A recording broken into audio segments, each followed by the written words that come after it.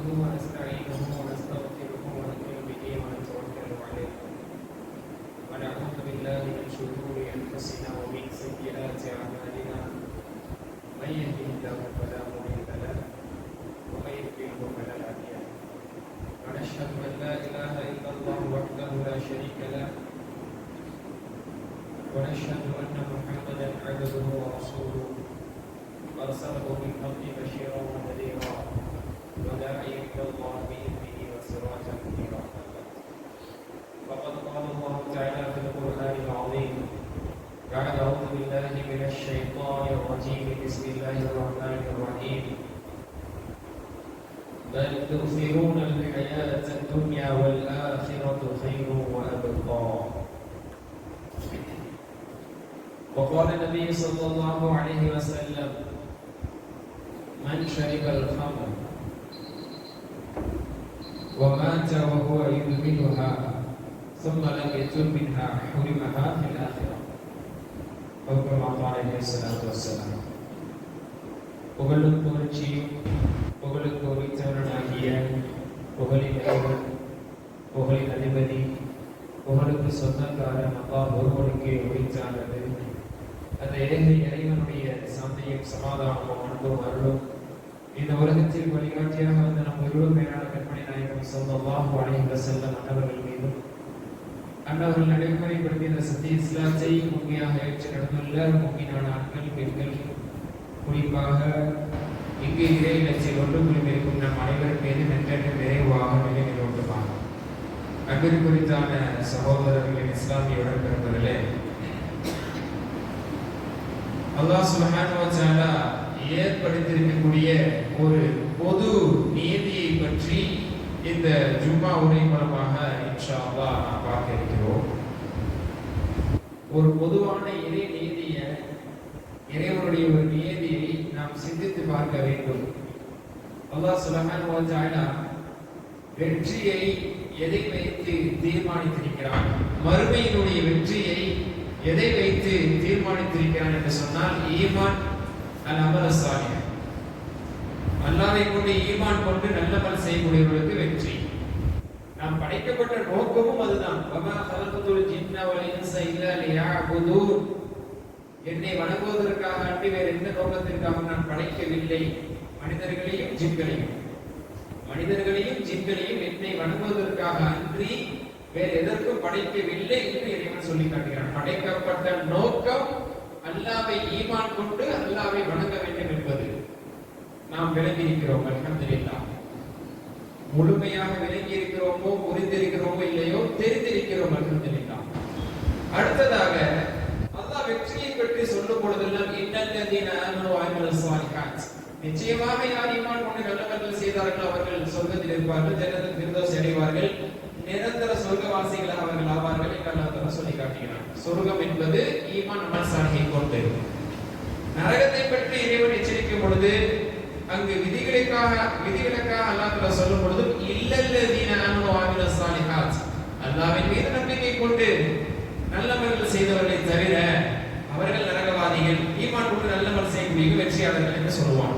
ஆக அடிப்படை அல்லாஹ்வின் மீது ஈமான் கொண்டு நல்லமல் செய்யக்கூடியவர்களுக்கு வெற்றி, அதுதான் படைக்கப்பட்ட நோக்கம். அவர்களுக்கு தான் மறுமையினுடைய வெற்றியினுடைய சொர்க்கம். இது அனைத்துகளையும் வாக்களிக்கிறான். மாஷா அல்லாஹ். இது எல்லாருக்கும் தெரிந்தது. இதிலிருந்து தான் இந்த விஷயத்துக்கு வர்றோம். இப்படி ஈமான் கொண்டு நல்லமல் செய்து இபாதத்தில் அதிகமாக முன்னேறியவர்களுக்கு சொர்க்கம் என்பது இறைவனுடைய நேர்த்தியாக ஆகிவிட்டது. ஏன்? சொர்க்கத்துக்கு போனதுக்கு அப்புறம், சொர்க்கத்தை அடைந்ததுக்கு அப்புறம் இப்போ ஒரு பரிசு கொடுக்கறாங்க. ஒரு பெரிய மதிப்பெண் பெற்ற ஒரு மாணவருக்கு கௌரவமாக ஒரு பரிசுகள், சான்றிதழ்கள் அளிக்கப்படும் பொழுது சொல்றாங்க, நீ மெரிட்ல வந்தனால, உன்னுடைய இந்த மார்க்னால, நீ எடுத்த அந்த மதிப்பெண்ணால், நீ செய்த இந்த சாதனையினால், உன்னுடைய இந்த ஒரு முயற்சியினால் இந்த ஒரு சன்மானத்தை, இந்த பதவியை, இந்த அந்தஸ்தை, இந்த ஒரு பரிசை நீ பெறுகிறாய் என்று சொல்வதை போன்று சொர்க்கம் செல்லக்கூடிய அடியார்கள் அல்லாஹ் நன்றி பாராட்டுபவனாக சொல்வான். இறை அருளால் தான் நாம் சொர்க்கம் சென்றோம், இறைவனின் கிருபையால் தான் நாம் சொர்க்கம் சென்றோம். இருந்தாலும் நம்மை தட்டி கொடுத்து இறைவன் சொல்வான், ஜஸா பிமா கான யஅமலூன், இவர்கள் என்ன செய்து கொண்டிருந்தார்களோ அதன் விளைவாக, இவர்கள் செய்து கொண்டிருந்த அமலினுடைய கூலியாக, நற்கூலியாக, அதன் பிரதிபலிப்பாக அவர்கள் சொர்க்கத்தை அடைகிறார்கள் என்பதை இறைவன் சொல்லி காட்டுகிறான். ஏன்னா கஷ்டப்பட்டு இருக்கிறீங்க, நீங்க சிரமப்பட்டு இருக்கிறீங்க, ஈமான் கொண்டு நல்லவன் செஞ்சிருக்கிறீங்க, என் அருளால் தான் நீங்கள் சொர்க்கத்துக்கு செல்கிறீர்கள் என்றாலும் கூட நீங்கள் செய்த அமல்களுடைய விளைவை நீங்கள் இப்போது கண்டு கொண்டீர்கள் என்று இறைவன் நன்றி பாராட்டக்கூடியவனாக அந்த இடத்தில் இருக்கிறான் என்பதை பார்க்க முடிகிறது. ஆக அடிப்படை ஈமான், நல்லவன் உள்ளவர்களுக்கு சொர்க்கம். மாஷா அல்லாஹ். இந்த ஒரு நியதியோட, இந்த ஒரு அடிப்படையோட இப்ப சிந்திச்சு பார்ப்போம். ஈமான் கொண்டு இபாதத்தில் சிறப்பாக இருப்பவர்களுக்கு தான் உயர்ந்த சொர்க்கம் என்று சொன்னால், உயர்ந்த சொர்க்கத்திற்கு, ஜன்னத்துல் ஃபிர்தௌஸிற்கு தகுதியானவர்களாக முதன்மை இடத்தில் இருக்க வேண்டியவர்கள் மாணவர்கள். அல்லாஹ்வின் மீது ஈமான் கொண்டு நல்லவன் செய்திருக்க வேண்டும், பாவங்களை விட்டு விலகி இருக்க வேண்டும், உண்மையானவர்களாக, இறையச்சம் உள்ளவர்களாக, பயபக்தி உள்ளவர்களாக இருக்க வேண்டும். ஏன்னா சொர்க்கத்தை பற்றி பேசும்போது எல்லாம் எல்லா இடத்துலையும் பாருங்க, ஒரித்தலில் முத்தகீன் இன்னலில் முத்தகீன மஃபாஸா, இறையச்சம் உள்ளவர்களுக்கு சொர்க்கம் என்று அல்லாஹ் சொல்லி காட்டுறான். அப்ப அல்லாஹ்வை பயந்து நடந்தவர்கள், ஈமான் கொண்டு நல்லவன் செய்து இறையச்சத்தோடு பாவங்களை விட்டு விலகி இருக்கக்கூடியவர்களுக்கு சொர்க்கம் என்றால் முதல் இடத்தில், முதல் அணியில் வந்து இருப்பவர்கள் யாருதான்? வானவர்களாகத்தான் அவர்கள் இருக்க வேண்டும். ஆனால் சொர்க்கவாசிகளாக, சொர்க்கத்தினுடைய இன்பங்களை அனுபவிப்பவர்களாக நாளை மறுமையிலே வானவர்கள் இருப்பார்களா என்றால் இல்லை. சொர்க்கத்தின் காவலாளிகளாக இருப்பார்கள், சொர்க்கத்தினுடைய பராமரிப்பாளர்களாக இருப்பார்கள், சொர்க்கத்திற்கு வரவேற்று நம்ம அழைத்து செல்பவர்களாக இருப்பார்கள், பணிபுரிப்பவர்களாக இருப்பார்கள், அல்லாஹ்வின் சன்னிதானத்திலே இறைவனை துதிபாடக்கூடியவர்களாக இருப்பார்கள். ஆனால் சொர்க்கவாசிகளாக, சுகவாசிகளாக அவர்கள் ஆக முடியாது. மாணவர்கள், ஆனால் அதுக்கு என்ன தகுதி இருக்கு? சொர்க்கத்துக்கு நம்ம என்ன தகுதி சொல்லணும்? எல்லாமே இருக்கு. ஈமான், நல்லமல், வானவர்களை போன்ற ஈமான் நம்மால் கொள்ள முடியாது. அல்லாஹ்வின் மீது வானவர்கள் கொண்டிருக்கக்கூடிய ஈமான் நம்மால் கொள்ள முடியாது. வானவர்களை போன்று அல்லாஹ்வுக்கு செய்த இபாதத்தை நம்மால் யாரும் செய்ய முடியாது. அவர்களுடைய தொழுகையை போன்றோ, அவர்களுடைய தவாஃபை போன்றோ, அவர்கள் அல்லாஹ்வை தஸ்பீஹ் திக்ர்கள் செய்வதை போன்றோ மனுஷனை படைக்க போறேன்னு சொல்லும் போதே வானவர் சொன்னாங்க, வனஹ்னு நுஸப்பிஹு பிஹம்திக வ நுகத்திஸு லக், உன்னை நாங்கள் துதிபாதி கொண்டிருக்க, தஸ்பீஹ் செய்து கொண்டு வணங்கி கொண்டிருக்க இப்படி ஒரு படைப்பு தேவை என்று கேட்டார்கள். அல்லாஹ்வை வானவர்களை போன்று யாரும் வணங்க முடியாது, வானவர்களை போன்று நம்மால் ஈமான் கொள்ள முடியாது, வானவர்களை போன்று பாவங்களை விட்டு நம்மாலும் தவிர்த்திருக்க முடியாது. ஒருத்தர் பாவமே செய்யாம இருக்கிறாருங்கிறதுக்கு ஒரு உதாரணம் சொன்னா அவர் என்ன மலக்காணி கேட்போம், இல்ல பாவம் செய்யாம இருப்பதை பற்றி பேசுறதா இருந்தா நம்ம என்ன மலக்காணி கேட்போம். ஏன்னா மலக்கு தான் பாவம் செய்ய மாட்டாங்க. அப்ப எல்லா தகுதியும் இருக்கிறது. ஆனால் சொர்க்கவாசிகளாக அவர்கள் ஆவார்களா யோசித்திருக்கிறோமா? ஆக மாட்டார்கள். சொர்க்கத்தை அனுபவிப்பவர்களாக அவர்கள் ஆக மாட்டார்கள் என்பதை நாம் நிச்சயமாக குர்ஆன் ஹதீஸினுடைய அடிப்படையிலே புரிந்து கொள்ள முடிகிறது. சரி, இது ஒரு ரகம், இது ஒரு படைப்பு. சொர்க்கத்துக்கான எல்லா தகுதியும் இருந்தும் அவர்கள் சொர்க்கவாசிகளாக, சுகமணிப்பவர்களாக ஆக முடியாது என்பதை நாம் புரிந்து கொள்ள முடிகிறது. இன்னொரு பக்கம் யோசிங்க. அதாவது அல்லாஹ்வை வணங்க வேண்டும், இபாதத் செய்தவர்கள் தான் சொர்க்கம். அத்துமீறக்கூடியவர்கள், அநியாயம் செய்யக்கூடியவர்கள், இந்த மாணவர்கள் மனிதர்களையே படைக்க போறேன்னு சொல்லும் போதே ரத்தம் ஓட்டக்கூடியவர்களை அவன் படைக்க போகிறாருன்னு கேட்டான். படைக்க போறேன்னு சொல்லி கேட்டான். இப்படி ரத்தம் ஓட்டக்கூடியதாக, அநியாயமாக கொலை செய்யக்கூடிய, இறை வழிபாட்டில் ஈடுபடாதவர்களுக்கு நரகம் என்பதை நாம் புரிந்து வைத்திருக்கிறோம். அல்லாஹ்வுக்கு மாறு செய்யக்கூடிய, பாவங்கள் செய்யக்கூடிய, மனோ இச்சை இப்படி நடக்கக்கூடிய, தனது தேவை, தனது ஆசை என்று மட்டும் வாழக்கூடிய ஒரு கொள்கை இல்லாமல் வாழக்கூடியவர்கள் நரகவாதிகள் தானே. இது நம்ம தெரிந்த ஒரு அடிப்படை தானே. இந்த அடிப்படையோடு யோசித்து பாருங்கள், கால்நடைகள் என்ன செய்கிறது? கொள்கையோடு வாழ்கிறதா? அது ஒரு பெரிய கொள்கையோடு இபாதத்துகளை எல்லாம் இபாதத்துகளிலே திளைக்கக்கூடியதாக ஜும்மாவுக்கு வாங்க சொன்னதுக்கு அப்புறம் எல்லா வேலையும் விட்டுட்டு வந்து மாஷா அல்லாஹ் பள்ளி நிறைந்து விட்டது, இனி வரக்கூடியவங்க உள்பள்ளியில இடமில்லை நிலையில நம்ம இருக்கிறோமே, இங்கே சுற்றி திரியக்கூடிய கால்நடைகள் வரைகள் எல்லாம் ஜும்மாவுடைய வாங்கி கேட்ட பிறகு, அல்லாஹ் வருவோம் என்று சொல்லப்பட்ட பிறகு அந்த புல்லுல வரிசை அமர்ந்திருச்சா என்ன? குத்பாவை கேட்பதற்காக, அடுத்த தொழுகை நடத்த போகிறது, நடப்பதற்காக அவைகள் வந்து நிற்க போகிறதா? அப்ப அல்லாஹ்வுக்காக இபாதத் என்ற ஒரு விஷயத்திலே கால்நடைகள், மிருகங்கள் வந்து நிற்க போறதில்ல. தனக்கான தேவைகளை பூர்த்தி செய்வதற்கு எதையும் கொள்ளலாம், எதையும் முட்டி தள்ளலாம், எதையும் சாகடிச்சு நம்ம அதை நம்முடைய உணவாக எடுத்துக் கொள்ளலாம் என்று மிருகங்கள் வாழ்ந்து கொண்டிருக்கிறது. மனிதன் சில நேரத்திலே அத்துமீறி நடக்கும் பொழுது, வரம்பை மீறி நடக்கும் பொழுது அவனுக்கு சூட்டப்படக்கூடிய பேரு மிருக வாழ்க்கை. மனுஷனா மிருகமா என்று பேர் வைப்பதற்கு ஒரு மனிதன் மனிதாபிமானம் இல்லாமல் நடந்தால் அவனுக்கு சொல்லப்படுவது என்பது மிருகமா மனுஷனா? நீ மனுஷனா மிருகமா? மிருக வாழ்க்கை வாழ்கிறாய் என்று சொல்லி காட்டுகிறோம். சரி, அப்படியாப்பட்ட பெயர் பெற்ற அந்த மன இச்சையின்படி வாழக்கூடிய, சுயநலமாக வாழக்கூடிய இந்த கால்நடைகள், இறைவனை இந்த நேரம் தொழுகாமல் கொள்கையோடு வாழாத இந்த கால்நடைகள் நாளை மறுமையிலே நரகம் அடைய போகிறதா? நடப்பில்லை. முழு கருதி படைத்த மாணவர்கள் சொர்க்கமடைய போறதில்ல. மிருக வாழ்க்கை வாழக்கூடிய இந்த கால்நடைகள் நரகமும் போக போவதில்லை. இந்த நீதியில் இறைவன் கொண்டு வந்து அந்த இரு படைப்புகளை வைக்கவில்லை. கால்நடைக்கும் போது சில சந்தேகங்கள் வரலாம். கால்நடைகளும் இறைவனை தஸ்பீஹ் செய்கின்றனவே, அல்லாஹ்வை வணங்குகிறதே என்பதெல்லாம் உண்மைதான், இல்லை என்று சொல்வதற்கல்ல. எல்லா உயிரினங்களும் இறைவனை தஸ்பீஹ் செய்கின்றன, இறைவனை புரிந்து நடக்கின்றன, சஜிதா செய்கின்றன. வன் நஜ்மு வஷ்ஷஜரு யஸ்ஜுதான், சூரியனும் சந்திரனும் அதே போன்று மரம் செடிகள் எல்லாம் அல்லாஹ்வுக்கு சஜிதா செய்கின்றன என்று அல்லாஹ் சொல்லி காட்டுறார். அது நமக்கு புரியாது. இருந்தபோது நம்மை போன்ற ஒரு சிரமம் எடுத்து கொள்கையாக இபாதத்தாக வாழ்கிறதா என்றால் இல்லை. இஷ்டம் போல இனப்பெருக்கத்தை மேற்கொள்ள வேண்டும், சாப்பிட வேண்டும், நிம்மதியாக இருக்க வேண்டும் வாழ்ந்துட்டோம். அப்ப அதுக்கும் கடைசியில் எந்த ஒரு கேள்வி எனக்கும் இல்லை, சொர்க்க நரகம் இல்லை, இத்தனை பேரை நீ கொண்டு இருக்கிற, இத்தனை பேர் நீ சாகடிச்சிருக்கிற, வழக்கு வைக்க போறது இல்லை. அல்லாஹ் நீதத்தை நிலைநாட்ட, அல்லாஹ் தன்னுடைய நீதத்தை நிலைநாட்ட ஒரு கொம்புள்ள ஆடு கொம்பு இல்லாத ஆடை முட்டி கொலை செய்திருந்தால், கொம்பு இல்லாத ஆடுக்கு கொம்பை கொடுத்து வா முட்டு தள்ளு, உனக்கான பணியை நீ தீர்த்து கொள் என்று நாளை மறுமையிலே அனைவரும் முன்பாக அப்படி ஒரு சம்பவத்தை நிகழ்த்துவான். அந்த நேரத்திலே கொம்புள்ள ஆடு, உலகத்தில் கொம்போடு இருந்த முட்டின ஆடு மறுமையில கொம்பு இழக்கப்பட்டு, கொம்பு இல்லாத ஆடுக்கு கொம்பு கொடுக்கப்பட்டு அதால் முட்டி தள்ளப்பட்டு பரிதீர்க்கப்படும். முடிஞ்சா கேட்பான், ஃபைசலா முடிச்சா, தீர்ப்பு முடிச்சா, முடிச்சு மண்ணா போங்கன்னு சொல்லிடுவான். முடிஞ்சு போச்சு. அதுக்காக கொம்பு வச்சு முட்டின ஆடை கொண்டு போய் நரகத்துல போட போறதில்லை. நீ அநியாயமா கொல்லப்பட்டதுக்காக நீ சொர்க்கத்துக்கு போக போறதில்லை. இந்த சொர்க்க ஆட்டத்துக்கு நரக ஆட்டத்துக்கு நீங்க வரமாட்டீங்க. நான் எப்படியாப்பட்ட நீதியாளன், இந்த உலக மக்கள் எல்லாம் தெரிந்து கொள்ள வேண்டும் என்ற ரீதியிலே அப்படி ஒரு நிகழ்ச்சியை ஏற்படுத்தி அல்லாஹ் மண்ணோடு மண்ணா போக சொல்லிடுவான். இதைதான் சூரா நபாலுடைய 40ஆம் வசனத்தின் இறுதியிலே நாம் வாசிக்கிறோம். வயகூலுல் காஃபிரு யா லைதனி குன்து துராபா. நாளை காஃபிர்கள், இறை நிராகரிப்பாளர்கள், நாம் மண்ணோடு மண்ணாக ஆகியிருக்க வேண்டாம். ஆனால் அவங்க சொல்லுவாங்கல்ல, ஏன் இந்த ஆடு மண்ணோடு மண்ணா போச்சு, இந்த மாதிரி நாங்கள் உலகத்தில் புதைக்கப்பட்டதோடு மண்ணோடு மண்ணாக போயிருக்க வேண்டுமே, அல்லது இன்று தீர்ப்புக்காக நாங்கள் முன்வரப்பட்ட இந்த நாள், நாங்கள் இல்லை இல்லை என்று சொன்ன நரகம் எல்லாம் பூச்சாண்டி என்று சொன்ன இந்த நாள் நடைபெறாது, இது மூதாதையருடைய கட்டுக்கதை என்று சொன்ன நாள், அந்த நாள் உண்மை நாளாக சொர்க்கம் நரகம் கண்முன்னே கொண்டு வரப்பட்டிருக்கிறது.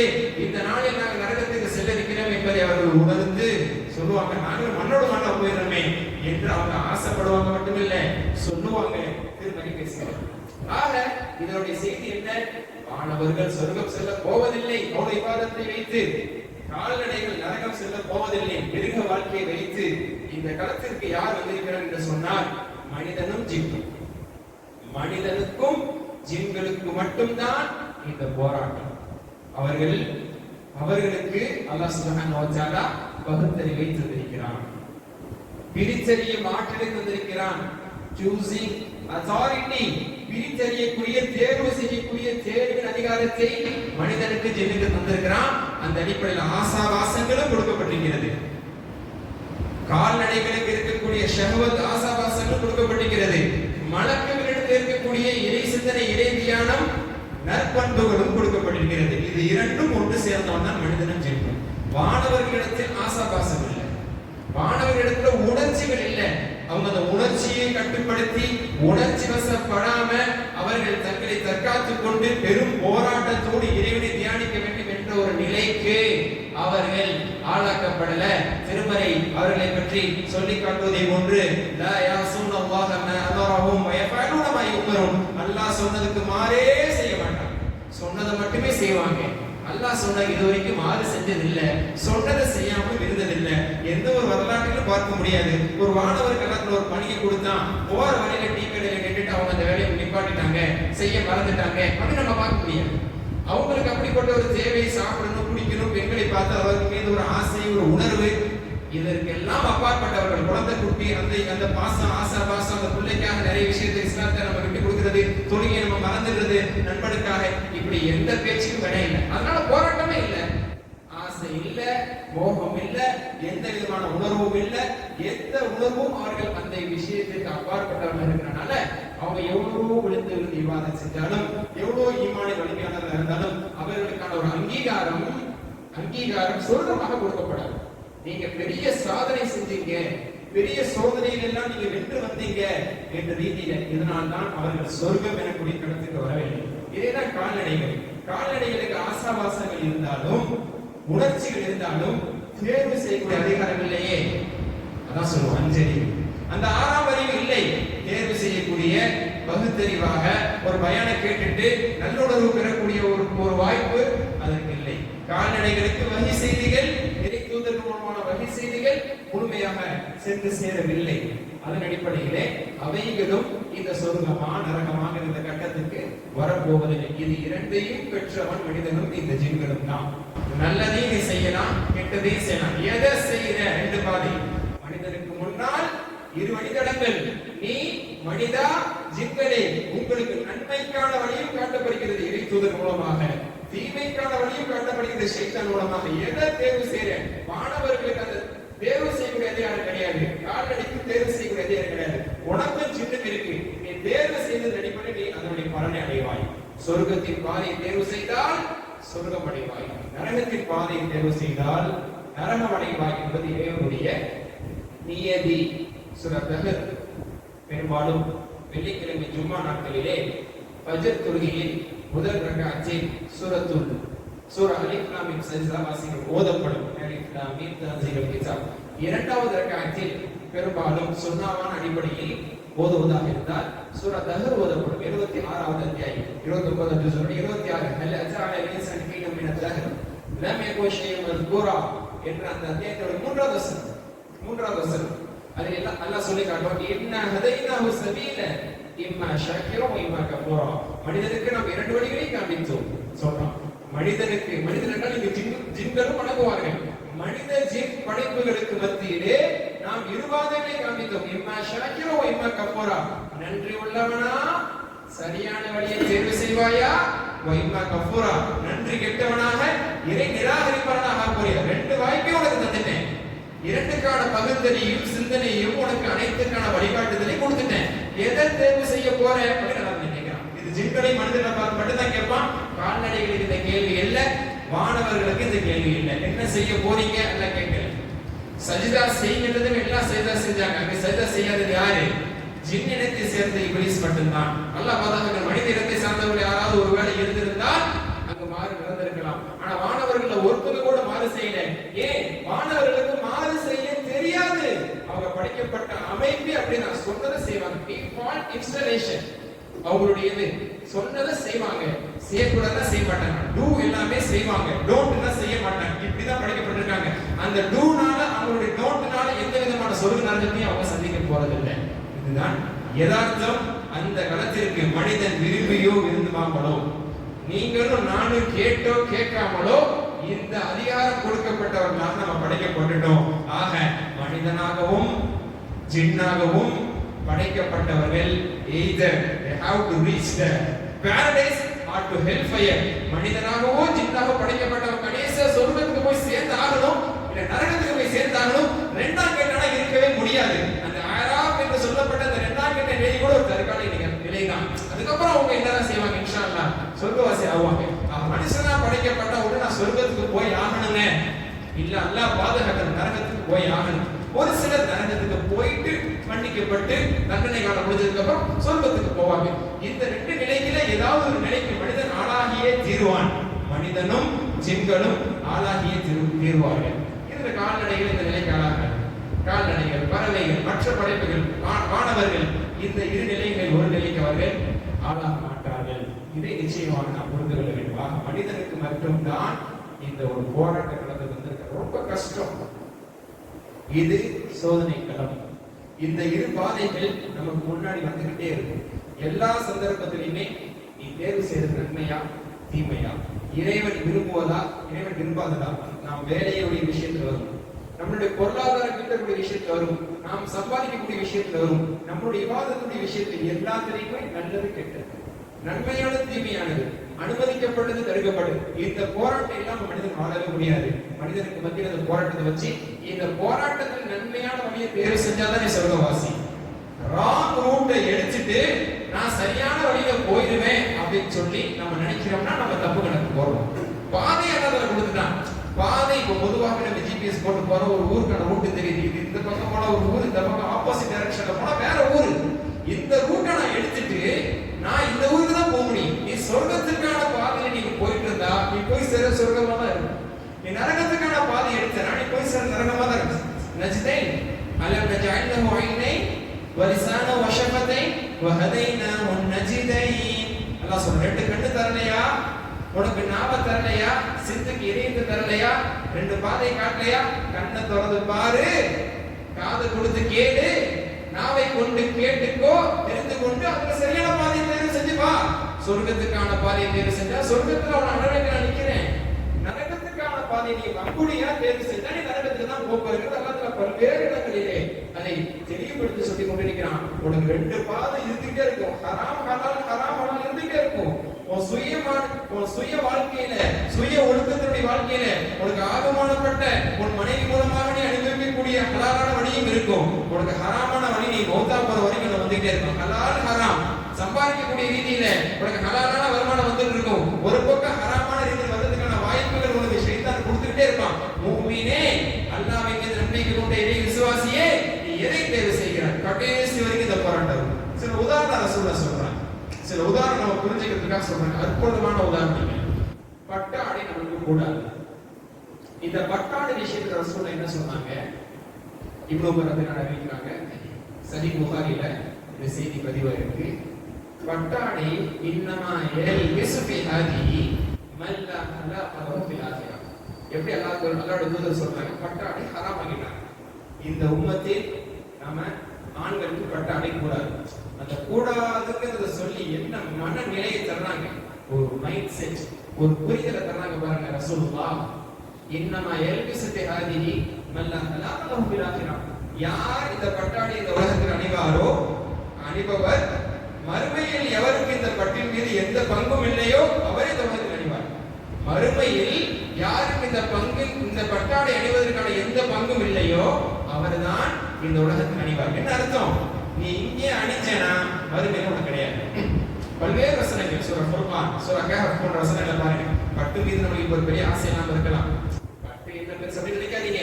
சொர்க்கத்தில் மிருதுவான பட்டு, கனமான பட்டு, சுந்துஸ், இஸ்தபரக் என்ற பட்டுகள் எல்லாம் அணிவிக்கப்படும். இது சங்கை, அது மரியாதை, அதை நம்ம கற்பனை பண்ண முடியாது. பியாண்ட் அவர் இமேஜினேஷன், நம்ம கற்பனைக்கு அப்பாற்பட்ட ஒரு ரீதியில அந்த வாழ்க்கை இருக்கும். அப்போ நாளை மறுமையிலே பட்டு அணிவிக்கப்பட்டு கௌரவிக்கப்படுவார்களே, அந்த சங்கைக்கு இந்த உலகத்தில் பட்டு அணிந்தவர்கள் அந்த சங்கைக்கு தகுதியானவர்கள் அல்ல. இந்த உலகத்தில் அணிந்தவன் மறுமையிலே அந்த கொடுப்பினைக்கு அவன் ஆளாக மாட்டான்கிறான். உனக்கு மறுமையில வேண்டுமா உலகத்தில் அணியாதா? ஒரு சோதனை மது. இந்த மது என்பது கூட எல்லாருக்கும் தெரியும், ஹராம். இந்த ரசூலுல்லாஹ் ஒரு சந்தர்ப்பத்தில் இதை எப்படி புரிய வச்சாங்க சஹாபாக்களுக்கு? மன் ஷரிபல் ஹம்ரா, யார் மது பருகுவாரோ, மது பருகக்கூடிய பழக்கம் சஹாபாக்களிடத்திலே மது ஹராமாக்கப்படுறதுக்கு முன்னாடி பல்வேறு மக்களிடத்தில் இருந்தது. அது ஹராமாக்கப்பட்ட பிறகு மாஷா அல்லாஹ் புனிதர்கள், மனிதர்கள் என்று சொல்வதை விடவும் சஹாபா பெருமக்கள் புனிதர்கள் அதை அப்படியே விட்டுட்டாங்க. ஆங்காங்கே ஒரு சில அந்த தவறுகள், புதிதாக இஸ்லாத்தை ஏற்றவர்கள், பலகீனமான நிலையில் இருக்கக்கூடிய முஸ்லீம்கள், அவங்கள்ட்ட குடிப்பழக்கம் இருந்துச்சு. இன்னைக்கு நம்மள்ட்ட மாஷா அல்லாஹ் தொழிலாளிகள் என்று சொல்லக்கூடியவர்களிடத்துல, தரமான முஸ்லீம் என்று சொல்லக்கூடியவர்களிடத்துல அந்த பழக்கம் இருக்காது. ஆனால் நம்ம பதில நம்மிலும் சில விதிவிலக்குகள் இன்றைக்கும் வருத்தத்தோடு ஏற்றுக்கொள்ள வேண்டிய, இன்றும் நம்மிலும் குடி பழக்கத்துக்கு ஆளானவங்க இருக்கதான் செய்யறாங்க. நல்லா பாதுகாக்கிற உம்மத்தை ரசூல் எப்படி சொல்றாங்க பாருங்களேன். மன் ஷரிபல் ஹம்ரா, யார் மது புகாருடைய ஹதீஸ், இப்னு உமர் அறிவிக்கக்கூடிய சஹீஹ் புகாருடைய ஹதீஸ், யார் மது பருகுவாரோ சும்மா மாச்ச ஒவ்வொரு யுதுமிலுஹா, மது அவன் குடிகாரனா இருந்தே இருந்தான், போதைன்னு சொல்லல, போதையில மூத்தா போற மாதிரியான ஒரு அவல நிலை, ஒரு பரிதாப நிலை எதுவுமே இல்லை. அது நினைக்கவே பயமா இருக்கு. நல்லா பாதுகாக்கணும். ஆனா ஒரு குடிகாரன் தான், திருந்தல. லம் யதும் மின்ஹா, குடியே விடல, அவன் குடிகாரன் தான். குடிகாரன் என்ற பெயரில் குடியை விடாமல் அவன் திருந்தாமல் அவன் மரணித்து விட்டால் நல்லா பாதுகாக்கணும். நம்ம உம்மத்தில் அனைவரையுமே பாதுகாக்கணும். ரசூலுல்லாஹ் வாய்ப்பு சொல்றாங்க, தௌபா செஞ்சிருந்தா வேற, எத்தனை தடவை குடிச்சிருக்கலாம், இனி குடிக்க மாட்டேன் அப்படின்னு தௌபா செஞ்சு மீண்டவர்கள் மாறியவர்கள் திருந்தியவர்கள் பல்வேறு மக்கள் நமது உம்மத்தில் இருக்கு. அவங்கள நம்ம படிக்க கூடாது. அல்லாஹ் நம்ம சிறந்தவங்க. ஒரு பழக்கத்திற்கு அடிமையாகி ஒரு பழக்கத்திற்கு அவர்கள் பழக்கப்பட்டு அதை அல்லாஹ்வுக்காக விட்டுட்டு இருக்காங்களே, நிச்சயமாக அவர்கள் புனிதர்கள் தான், மாற்று கருத்தல்ல. அல்லாஹ் அவர்களை அரவணைக்கிறான். அவங்களுக்கு எந்த விதமான தண்டனை நாளை மறுமையில் கிடையாது. ரசூலுல்லாஹ் சொல்றாங்க, திருந்திட்டா அல்லாஹ் அரவணைக்கிறான். அப்ப மது குடிச்சு மது பழக்கத்துக்கு ஆளாகி குடிகாரனாகவே யார் மரணிப்பானோ லம் யஷ்ரப்ஹா பில் ஆখিরা, மறுமையில குடிக்கவே மாட்டான்ட்டாங்க ரசூல். புகாரியுடைய ஹதீஸ். மறுமையில அவங்கனால நசைகள் ஹதீஸ் என்ன பெறுது, அவங்க மறுமையில குடிக்கவே முடியாது. இன்னொரு ஹதீஸ் எப்படி வருதுன்னா ஹுரிமஹா பில் ஆখিরা, ஹுரிமஹா பில் ஆখিরা, மறுமையில அவங்களுக்கு அந்த மது ஹராமாக்கப்படும், அவர்கள் மஹ்ரூமாக்கப்படுவார்கள். குடிகாரனா இருந்து குடிகாரனா வாழ்ந்து திருந்தாம குடிகாரனாக இருந்த நிலையிலேயே ஒருத்தன் மௌத்தா போயிட்டா, அதனால போதனை மட்டும் நினைச்சுக்காதீங்க, போதனை மௌத்தா போறது இன்னும் திருந்தல, வாய்ப்பு கிடைச்சா அவன் இன்னும் வாய்ப்பு கிடைக்கும் போது நண்பர்களோடு இருக்கும் பொழுதோ ஒரு குறிப்பிட்ட நாளிலோ அவன் குடிக்கிறவன் தான், அதுக்கு முன்னாடி மௌத்தா போயிட்டான்னு வச்சுக்கிறோமே, மறுமையில அந்த பாக்கியமே அவங்களுக்கு கொடுக்கப்படாதுன்னா. ஏன்னா மறுமையில் வேண்டுமென்றால் உலகத்தில் கிடையாது.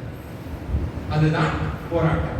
எனக்கு மறுமையிலே வேணும், உலகத்தில் வேண்டும் என்று சொன்னால் அது கிடையாது, அது கேலி. இறைவனுடைய நீதியிலே அது கேலிகள் பண்ணுவதை போல சொல்றாங்க. இதுக்கு விரிவுரையாளர்கள் மாஷா அல்லாஹ் எப்படி விளக்க சொல்றாங்கன்னா, மறுமையில சொர்க்கத்துக்கு அவர் சென்றாலும் சொர்க்கவாசி ஆனாலும் மது பருகுவதன் மீதான நாட்டம் அவருடைய உள்ளத்தில் எடுக்கப்படும். அவருக்கு மது ஆறாக ஓடிக்கொண்டிருக்கும், சந்தோஷமா குடிப்பாங்க சொர்க்கவாசிகள். அந்த மது மூலமாக புத்தி மயங்காது, போதையில் ஆட மாட்டாங்க, புத்துணர்ச்சி கிடைக்கும். ஆண்களுக்கு ஒரு வீரியமான புத்துணர்ச்சி கிடைக்கும். அது ஒரு சொல்வதற்கே நம்மால் சொல்ல முடியாத அளவுக்கான ஒரு ருசியானதாக, அது புத்துணர்வு தரக்கூடிய ஒரு திடகாத்திரத்தை தரக்கூடியதா இருக்கும். ஆனா உலகத்துல குடிகாரனா வாழ்ந்து குடிகாரனா இருந்து திருந்தாம இறந்தவங்க எழுதி வச்சுக்கலாம், நாளை மறுமையிலே அவங்களுக்கு மது கொடுக்கப்பட மாட்டாது. அதுக்காக அவங்க போவாங்க, அடிச்சு விரட்டப்படுவாங்க. இல்லை, அதன் மீது நாட்டம் எடுக்கப்படும். இன்னைக்கு எப்படி சில பேருக்கு இந்த கறினா பிடிக்காது, சில பேருக்கு எனக்கு மீனே பிடிக்காது, எனக்கு சிக்கனே பிடிக்காது, அவங்களுக்கு எதார்த்தமா பிடிக்காது, அந்த மாதிரி அவங்களுக்கு மதுவின் மீது நாட்டமே இல்லாமல் அந்த பாக்கியத்தை விட்டுமே அவர்கள் துர்பாக்கியசலாக்கப்படுவாங்க. அதை நல்லா விரும்பி சாப்பிடுறவங்க நம்ம சொல்லி காட்டுவோம் விளையாடி, இது உனக்கு இதோட ருசி தெரிஞ்சாலே இருக்குது, நீ தொட மாட்டேங்கிறேன், நீ சாப்பிட மாட்டேங்குது, ருசி தெரிஞ்சாலே இருக்குன்னு சொல்லி ஒரு சாதாரண உணவு பொருளை நம்ம சொல்றோம். நாளை மறுமையிலே கோடான கோடி ஆண்டுகள் அவர்கள் வாழ்ந்தாலும் மது பழகக்கூடிய மதுவின் மீது நாட்டப்பட்டவர்களாகத்தான் அவர்கள் இருப்பாங்க. ஏன்? அல்லாஹ்வுடைய நீதி இதுதான் போராட்டம். இம்மையா மறுமையா? நீ உலகத்துல கையில் எடுக்கிறியா, மறுமைக்காக அதை விட்டு வைக்கிறியா? உலகத்துல பட்டணிச்சா மறுமையில கிடையாது. உலகத்துல நீ குடிகாரனா இருந்தா மறுமையில நீ மது பருக முடியாது. இதுதான் நியதி. இது போராட்டம் தான். ஆசை இருக்கதான் செய்யும். சிலருக்கு பட்டு மீது இருக்கலாம், ஆனா பட்டின் மீதான ஆசை மிக குறைவுதான். மதுவுக்கு பழக்கமானவங்களுக்கு மது விட முடியாது. இது ஒண்ணுதான் ரசூலுல்லாஹ் சொல்றாங்க, மறுமையில வேணுமா வேணாம். உனக்கு இம்மையா மறுமையா? இம்மையில நீ குடிச்சு குடிகாரனா இருந்தா மரணித்தால் மறுமையிலே அந்த வாக்கியம் உங்களுக்கு கொடுக்கப்படாது. ஆக இந்த உலகத்திலேயா மறுமையிலே விபச்சாரத்தில் சிலர் அடிமையாக இருக்கலாம். விபச்சாரத்தின் மூலமாக ஆசாபாசையில் நிறைவேற்றக்கூடியவர்களுக்கு நாளை மறுமையிலே அவர்களுக்கு கோவில் பெண்களை அவர்கள் மனைவிகளாக அடைவார்கள் என்பதை எப்படி எதிர்பார்க்க முடியும்? உலகத்துல என்ன செஞ்சிருக்காங்கல்ல, எதுக்கு அந்த கண்ணியத்தை அந்த ஒரு சிறப்படத்துல கொடுக்கிறான்? உலகத்துல வாய்ப்புகள் இருக்கு. விபச்சார உலகத்துல தான் வாழ்ந்துட்டு இருக்கீங்க. அது விபச்சாரத்தின் பக்கம் தான் உங்களை உலகம் அணைத்துக் கொண்டிருக்கிறது. தவிர்த்துக் கொள்ளுங்கள். அல்லாஹ்வுக்காக, மறுமைக்காக, சொர்க்கத்துக்காக. இம்மையா மறுமையா? உலகத்தில் நீ விரும்பிய விதத்தில் நாடிய விதத்தில் நீ அனுபவித்துக் கொண்டு நாளை மறுமையில நிற்க முடியாது. உலகத்தில் குடிச்சிட்டு மறுமையில நிற்க முடியாது. உலகத்துல எல்லா ஆட்டம் போட்டுட்டு மறுமையில எதிர்பார்க்க முடியாது. மனிதன் என்ற ரீதியில் தவறுகள் நடக்கலாம், சில தவறுகள் நடக்கலாம், சில முன்பின்கள் இருக்கலாம். உடனடியாக அதை நினைத்து வருந்தி தௌபா செய்வனாகவும் இருப்பான். எப்படி சஹாபாக்கள் தவறுகள் நடந்தால் வருந்தினார்கள், வேதனைப்பட்டார்கள், துடித்தார்கள். இந்த நிலை நமக்கு வருடமே தவிர தொடர்ந்து ஒரு பாவத்தை உலகத்தில் நாம் துணிந்து செய்து கொண்டிருப்பது சொர்க்கத்துக்கு நான் போறதுக்கான அடையாளம் கிடையாது. சொர்க்கவாசியா இருப்பதனுடைய அடையாளம் ஒரு பாவத்தை துணிந்து செய்து கொண்டிருப்பதில்லை. அப்ப பூமியினுடைய சிந்தனை இருக்கிறது, நான் உலகத்துக்காக வாழ்றேன், மறுமைக்காக. எல்லாத்திலையுமே இந்த போராட்டம் வந்துகிட்டே இருக்கும். நிறைய பேர் இபாதத்துல சரியா இருப்பாங்க, ஆனா சுய ஒழுக்கத்துல போட்டு விட்டுருவாங்க. இம்மையா மறுமையாங்கிறதுல சில பேர் சுய ஒழுக்கத்துல சரியா இருப்பாங்க, தொழுகை நோன்பு ஜக்காத் இபாதத்துல போட்டு விட்டுருவாங்க. சில பேர் இது ரெண்டையும் சரியா இருப்பாங்க, பொருளாதாரத்துல போட்டு விட்டுருவாங்க. வியாபாரம் என்ற விஷயத்துல ஹலால ஹராம பார்க்க மாட்டாங்க, மத்த எல்லாத்துலயும் பார்ப்பாங்க. அதுல இம்மையா மறுமை என்ற சோதனை என்னதுன்னா அங்கே வச்சிருப்பான். வர்றது எப்படியே வரட்டும், வருமானம் வந்தா சரி என்று அங்கே போட்டு விட்டுருவாங்க. எல்லா இடத்திலும் இம்மையா மறுமை என்ற இந்த போராட்ட களத்தில் சரியான தேர்வு செய்பவர்கள் மட்டுமே அல்லாஹ்விடத்திலே வெற்றி அடைய முடியும் என்பது திருமறை பல்வேறு இடத்துல சொல்லி காட்டுகிறது. இறுதியாக நினைவு கூறுவதாக இருந்தால், ஜும்மா தொழுகையில் ஒவ்வொரு நாளும் நாம் முதல் ரக்காத்தில் ஓதக்கூடிய சூரா அயனாவுடைய மெயின் விஷயம் சொல்லுங்களேன். என்ன சபீஸ்வ ரப்பிக்கிறான் அவருடைய மைய கருத்து என்ன சொல்லுங்களேன். ஒவ்வொரு ஜும்மாவிலும் விசுவாசம் அவர்கள் ஏன் அதை ஓதினார்கள்? அதில் இருக்கிற கருத்துக்காக قد أفلح من تزكى وذكر اسم ربه فصلى بل تؤثرون الحياة الدنيا والآخرة خير وأبقى. மனிதர்களே, இந்த உலகத்திற்கு அல்லவா நீங்கள் முன்னுரிமை கொடுப்பீர்கள், மறுமைதான் அது சிறந்தது, அது நிரந்தரமானது. இதை சொல்லி சொல்லி ஜும்மாவில் நபி ஸல்லல்லாஹு அலைஹி வஸல்லம் சஹாபாக்கள் மனசுல பதிய வைப்பாங்க. தொழுகை என்பது புரிதலோடு தொடப்பட வேண்டியது. ஒவ்வொரு ஜும்மாவிலும் இது உரக்க சொல்லப்படுகிறது. கருத்து என்ன? உலகத்துக்கு முன்னுரிமை கொடுத்து தோத்து போயிடாதீங்க, இழந்துடாதீங்க. மறுமைதான் சால சிறந்தது, மறுமைதான் வெற்றிக்குரியது என்பதை ஒவ்வொரு வாரத்திலும் நாம் ரசூல் ஸல்லல்லாஹு அலைஹி வஸல்லம் தொழுகையின் மூலமாக நாம் நினைவுபடுத்தப்பட்டிருக்கிறோம். இது அனைவருக்குமான ஒரு நினைவூட்டுதல். அதை நாம் சரியான முறையில் புரிந்து கொள்ள வேண்டும். என்னிடத்தில் எப்பொழுதும் இந்த இன்மையும் வறுமையும் தலை நீட்டிக் கொண்டே இருக்கும். அது கசப்பானதாக சிரமமானதாக அந்த மறுமையை தேர்வு செய்வது என்பது இருக்கும். அந்த இடத்தில் அதை நாம் தேர்வு செய்ய வேண்டும். வீட்டில் சந்தோஷமா இருந்துட்டு இருப்போம், மனைவி மக்களோடு இருந்துட்டு இருப்போம், தொழுகைக்கு வாங்க சொல்லிட்டாங்க, இது ஒரு போராட்டம் தான். இந்த நிலையை விட்டுட்டு நம்ம தொழுகைக்கு போறதா இல்ல ஜாலியா இருந்துட்டு அப்புறமா தொழுகிறதா? இது இன்மை மறுமையினுடைய போட்டி. தொழுகையா மனைவி மக்களோடு இருக்கிறதா? தொழுகையா நண்பரோட சுத்துறதா? தொழுகையா ஐபிஎல் மேட்சா? தொழுகையா நான் பார்த்துட்டு இருக்கக்கூடிய என்டர்டைன்மெண்டா? இப்படி எல்லா ரீதியிலையும் நம்மளுக்கு இன்மை மறுமை என்பது இடிச்சுக்கிட்டே நிற்கும். ஒரு மூமின் வெற்றி அடையக்கூடியவன் தூக்கி எறிஞ்சிட்டு உலகத்தை தூக்கி அடிச்சுட்டு சொர்க்கத்துக்காக வாழக்கூடியனா என்னுடைய எல்லா சோதனையிலுமே இன்மை மறுமை என்று வரும் பொழுது பாரபட்சம் பார்க்காமல் உலகத்தை தூக்கி எறிந்து விட்டு வறுமையை கையில் எடுப்பவனாக இருப்பான். இன்ஷா அல்லாஹ் அவன் வெற்றியான ஒரு மூமினாக இந்த உலகத்தில் அவன் தான் வாழ முடியும் என்பதை இந்த இடத்திலே நாம் தெரிந்து கொள்ள முடிகிறது. வாழ்நாள் முழுக்க இறுதி மூச்சு வரை இன்மை மறுமை என்ற போட்டி களத்தில், இந்த போராட்டத்தில் வறுமையை மட்டுமே கையெடுத்து அல்லாஹ்வால் கபூல் செய்யப்பட்ட நல்லடியார்களாக நாம் வாழ்ந்து வர்ணிக்கக்கூடிய நறுவாக்கியத்தை அல்லாஹ் நம் அனைவருக்கும் சந்தர்ப்பம் புரிவானாக. வாசகமான அல்ஹம்துலில்லாஹி ரப்பில் ஆலமீன். والصلاة والسلام على رسوله الأمين وعلى آله وأصحابه أجمعين ومن تبعهم بإحسان إلى يوم الدين. أما بعد، رب اشرح لي صدري ويسر لي أمري واحلل عقدة من لساني يفقهوا قولي رب زدني علما. فقد قال الله تعالى في القرآن العظيم بعد أعوذ بالله من الشيطان الرجيم بسم الله الرحمن الرحيم يا أيها الذين آمنوا اتقوا الله حق تقاته ولا تموتن إلا وأنتم مسلمون. وقال أيضا يا أيها الناس اتقوا ربكم الذي خلقكم من نفس واحدة وخلق منها زوجها وبث منهما رجالا كثيرا ونساء واتقوا الله الذي تساءلون به والأرحام إن الله كان عليكم رقيبا. وقال أيضا يا أيها الذين آمنوا اتقوا الله وقولوا قولا سديدا يصلح لكم أعمالكم ويغفر لكم ذنوبكم ومن يطع الله ورسوله فقد فاز فوزا عظيما. أما بعد، அன்பிற்குரித்தான சகோதர சகோதரிகள், அல்ஹம்துலில்லாஹ் நம்முடைய இன்றைய ஜும்மாவுடைய முதல் உரையில் மனிதனுக்கு முன்னால் இருக்கக்கூடிய இரு வழித்தடங்கள் இம்மையா மறுமையா என்ற இந்த போட்டியில் சிறுவர்கள் உட்பட பெரியவர்கள் வரை நாம் அனைவருக்குமான அந்த போட்டியிலே, அந்த சோதனையிலே நாம் எப்படி உலகத்தை நாம் விட்டு வறுமையை கையில் எடுக்க வேண்டும் என்பது பற்றியான சில முன்னுதாரணங்களை, வழிகாட்டுதல்களை குர்ஆன் ஹதீஸ் அடிப்படையில் அல்ஹம்துலில்லாஹ் நாம் பார்த்தோம். அதை மனதில் பதிவைத்து அதே அடிப்படையில் நாம் செயல்படுவதற்கான நசீபை நமக்கு தருவானாக. ஆமீன். அடுத்தபடியாக ஒரு முக்கியமான ஒரு அறிவிப்பு. மாஷா அல்லாஹ், நாகர்கோவிலில் இயங்கி கொண்டு வரக்கூடிய ஜாமியா ஃபிர்தௌஸ் என்பது மாஷா நமது ஜமியத்தினுடைய ஆண்களுக்கான ஒரே கல்லூரி, பெண்களுக்கான கல்லூரி பல்வேறு மாவட்டங்களிலே சிறப்பாக மாஷா நடைபெற்றுக் கொண்டிருக்கிறது. சிறியவர்களும் சரி பெரியவர்களும் சரி, ஆண்களுக்கான நமது ஜமியத்தினுடைய கல்லூரி என்பது ஜாமியா ஃபிர்தௌஸியா மட்டும்தான். கிட்டத்தட்ட 30 ஆண்டுகளாக சிறப்பான ஒரு மதரசாக மாஷா அல்லாஹ் இயங்கி கொண்டு வந்து வருகிறது. 140 ஃபிர்தௌஸிகள் இதுவரை மாஷா அல்லாஹ் அந்த மதரசாவிலே, இந்த ஜாமியாவிலே பட்டம் பெற்று பல்வேறு பகுதிகளில் தமிழகத்திலும் சரி உலகத்தின் பல்வேறு நாடுகளிலும் சிறப்பான மார்க்க கல்வியினுடைய மார்க்க பணிகளிலே பணியாற்றி கொண்டிருக்கிறார்கள், சேவைகள் ஆற்றி கொண்டிருக்கிறார்கள். அப்படிப்பட்ட பல தரமான உலமாக்களை உருவாக்கிய அந்த மதரசா இப்பொழுது அந்த மதரசாவுடைய விரிவாக்க பணி நடந்து கொண்டிருக்கிறது. ஒரு சிறிய ஒரு கட்டிடத்தில் தான் இத்தனை ஆண்டுகளாக இருக்கிறது. அதனால அதிகப்படியான மாணவர்களை சேர்க்க முடியாத ஒரு சூழ்நிலை.